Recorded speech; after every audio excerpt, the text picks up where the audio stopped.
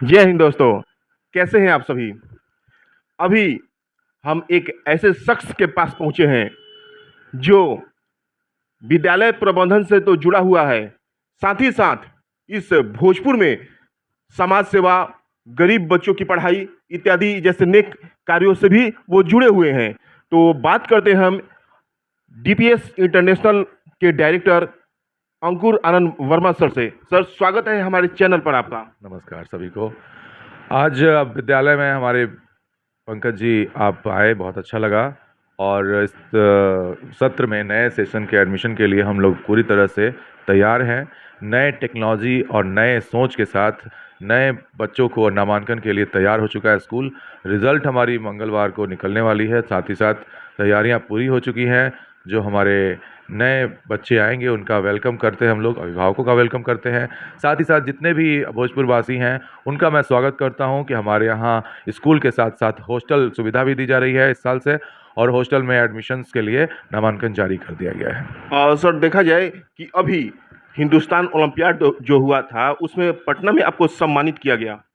जी हाँ, हिंदुस्तान ओलंपियाड, हिंदुस्तान अखबार जो लिमिटेड, हिंदुस्तान लिमिटेड की तरफ से वहाँ के जो चीफ एडिटर हैं उन्होंने सम्मान दिया पटना के अनुग्रह नारायण कॉलेज में, जो कि बच्चे के साथ साथ अपने जो भी बच्चे शामिल हुए थे उनको सर्टिफिकेट भी प्रदान किया गया। जो टॉपर थे उनको, टॉपर को सम्मानित करने के लिए बुलाया गया था मुझे। साथ ही साथ जितने भी वहाँ के प्रिंसिपल थे, डायरेक्टर थे पटना के या फिर पूरे बिहार के, सभी उसमें सम्मानित किए गए हैं। जिन्होंने इस पार्टिसिपेशन में हिस्सा लिया, उनके जो बच्चे टॉप रहे, फर्स्ट सेकंड थर्ड, उनको प्राइज़ के साथ साथ कैश प्राइज़ भी मिला। और साथ ही साथ कार और बाइक भी कई पेरेंट्स को मिला जो कि टॉप थे पूरे बिहार में। और देखा जाए सर कि आपके विद्यालय से छात्र हो या छात्रा लगातार कुछ ऐसे पढ़ाई के क्षेत्र में नए नए कारनामे करते रहते हैं। अभी कुछ महीने पहले ही एक छात्रा ने भी ऐसा ही किया था। जी हाँ, हमारे विद्यालय की छात्रा श्वेता कुमारी ने पूरे इंडिया में, पूरे भारत में आप समझिए कि जो हमारा इंजीनियरिंग का जो उसका सोच था, उसने ऐसा किया कि कोटा में 15 बच्चों को फ्री एजुकेशन दिया जाता है। साथ साथ उनको तैयारी कराकर इंजीनियरिंग, आईआईटी मेडिकल की तैयारी कराती है संस्था, लेकिन ये इंजीनियरिंग में टॉप में जाएगी। इसके लिए खाना, रहना, पढ़ाई सारा कुछ फ्री। मैं भी अपने तरफ से 9th 10th की पढ़ाई फ्री कर दिया हूँ। बेटी बचाओ बेटी पढ़ाओ में ये कदम मेरा पहले से चलता आ रहा है और एक कदम और आगे हम लोग बढ़े हैं। और हमारा जो बच्चा कल सम्मानित हुआ था वो 4th क्लास का आयुष कुमार पांडे था, जिसका बेस्ट रहा, सेकंड रैंक के साथ साथ उसको सिल्वर मेडल प्राप्त किया। और साथ ही एसओएफ जो साइंस ओलंपियाड फाउंडेशन है, उसमें भी बच्चों ने गोल्ड मेडल हासिल किया है। हमारे बच्चे जो क्लास 5 के हैं, अभिराज कुमार हैं, और साथ साथ जो बच्चे हैं काफ़ी मेहनत किए हैं, उनको गोल्ड मेडल भी मिला है। और देखा जाए सर, और कि आप एक स्कूल को मैनेज करने के अलावा सामाजिक कार्यों से जुड़े रहते हैं, तो इतना कुछ आप कैसे मैनेज कर लेते हैं।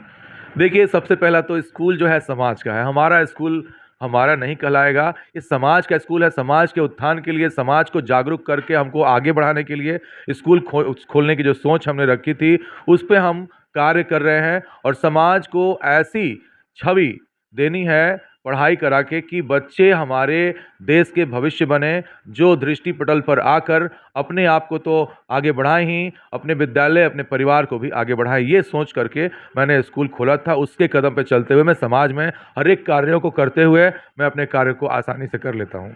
और भविष्य में इस विद्यालय को लेकर क्या लक्ष्य है आपका। देखिए, विद्यालय जो है बच्चों के भविष्य के लिए है, और विद्यालय जो भी आपको शिक्षक हैं उनका भी यही ध्येय रहता है कि बच्चों का भविष्य सुनहरा हो, उनके सपने साकार हों। अंतर्राष्ट्रीय शिक्षा, भारतीय संस्कार, आइए डीपीएस इंटरनेशनल के द्वार जो हमारा स्लोगन है, उस पे हम कार्य कर रहे हैं। और बच्चों के पेरेंट्स के सपनों को हम साकार करने के लिए हर तरह का प्रयास कर रहे हैं, हर तरह की वो सुविधा दे रहे हैं, हर तरह का इंटरनेशनल, नेशनल मंच दे रहे हैं बच्चों को, जिससे कि कहीं भी बच्चे पीछे नहीं रहे। इसके लिए खेल हो, जो अपना मंच शिक्षा हो, हर जगह बच्चे अव्वल आ रहे हैं। इसकी सबसे बड़ी खुशी है कि हमारे शिक्षक, हमारे जो बच्चों को पढ़ा रहे हैं, उनकी जो क्षमता है विकसित हो रही है। इसके लिए मैं अपने शिक्षकों को बहुत बहुत आभार दूंगा कि वो अपनी ईमानदारी से, पूरा लगन के साथ बच्चों को पढ़ा रहे हैं। क्योंकि हम लोग तो मैनेजमेंट कर रहे हैं, अच्छे से अच्छे व्यवस्था देने की तैयारी है। और जो हमारे शिक्षक हैं उनका जो है ना, हमारे वो पिलर हैं, उनको मैं ये कहता हूँ कि बहुत बहुत धन्यवाद। आप लोगों ने हमारे साथ जुड़कर बहुत अच्छा कार्य किया है, बच्चों को आगे बढ़ाया। देखा जाए कि पढ़ाई के साथ साथ आप बच्चों को अनेक एजुकेशनल टूर पर भी लेकर जाते हैं। देखिए, हमारा शुरू से शौक रहा है कि मैंने जो अपना टूर किया है लाइफ में, बच्चे जाने, जागरूक हों, बाहर के चीज़ों को समझें। और मैं अक्सर बच्चों को विंटर टूर और समर टूर कराता हूँ। पटना का भी टूर मैंने कराया है, राजगीर का टूर कराया है, वाटर पार्क बच्चे गए हैं, सासाराम गए हैं। बहुत सारे बच्चे हमारे कई जगह फैक्ट्री में जाते हैं, जहाँ जहाँ नई चीज़ें होती हैं मैं वहाँ ले जाता हूँ, ताकि बच्चों को देखिए प्रैक्टिकल एजुकेशन देना सबसे ज़रूरी है। बच्चों को किताबों से तो है ही लगाओ, लेकिन लोग बच्चों को बाहर ले जाते हैं घुमाने के लिए, जैसे हम लोग ले जा रहे हैं, उससे बच्चा बहुत कुछ सीखता है। वैल्यू समझ में आता है कि बड़े बड़े शहर का, बड़े बड़े जगह का, और बड़े बड़े लोगों के जो सपने होते हैं वो कैसे होते हैं। उनको लगता है कि नहीं, मुझे भी आगे चलकर बहुत जगह कुछ करना है। इसलिए अभी से ही जागरूक मैं करता आ रहा हूँ और मैं करता रहूँगा। आने वाले लगभग 1 महीने के बाद सीबीएसई बोर्ड का रिजल्ट आने वाला है, क्या कहेंगे? देखिए, सीबीएसई हमारा स्कूल है और सीबीएसई में हमारे बच्चे भी शामिल हो रहे हैं और हुए हैं। हर बार हमारा रिजल्ट बेस्ट से बेस्ट हमारे बच्चों ने दिया है। और हम लोगों का यही सोच है कि सीबीएसई में जब भी बच्चा बैठा है तो उसका 90 प्लस आए, कभी भी बच्चा बेस्ट से बेस्ट अपना करे। इसके लिए हम लोगों ने पूरा प्रयास किया है और 100% सभी बच्चे आएंगे, निश्चित रूप से बेस्ट करेंगे, 90% से ऊपर करेंगे। ये नया सत्र जो है सर आरंभ होने वाला है, तो जो भी पेरेंट्स एडमिशन करवाना चाहते हैं तो नए सत्र में क्या विशेष है? नए सत्र 2025-26 के लिए जो हमारा प्लान है, वो मैं आपको बता रहा हूँ कि हमारे यहाँ जो रजिस्ट्रेशन फ़ी लगते हैं वही सिर्फ लिया जा रहा है।